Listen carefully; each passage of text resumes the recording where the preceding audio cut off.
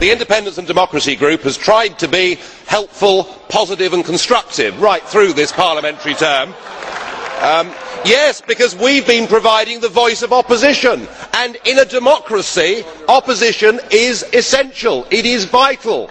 But sadly, as President Václav Klaus pointed out when he came here, you don't actually think there should be any alternative view, and as a result of that, your presidency has been marked by your deeply prejudicial manner in the way in which you have treated members of this House that have stood up and opposed the Constitution / Lisbon Treaty.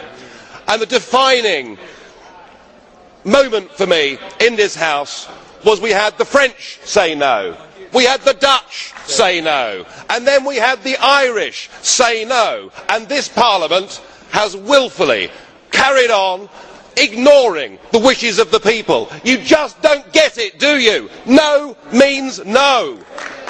And it's truly incredible that 499 members of this House voted to ignore the Irish no vote and to continue with the treaty. What kind of a parliament is this? If you believed in democracy, you would not just bulldoze aside those 3 referendum results.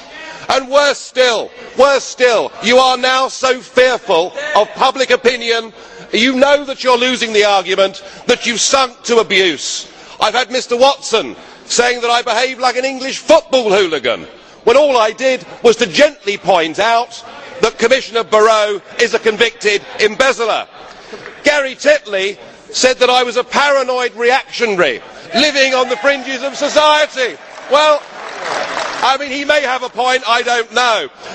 But Danny Cohn-Bendit, that great champion of free speech, said that opponents of the treaty were mentally ill.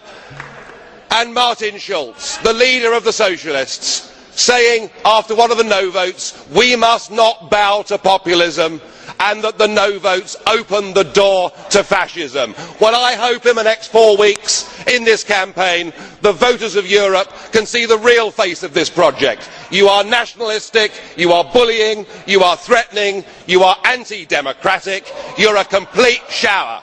Yeah.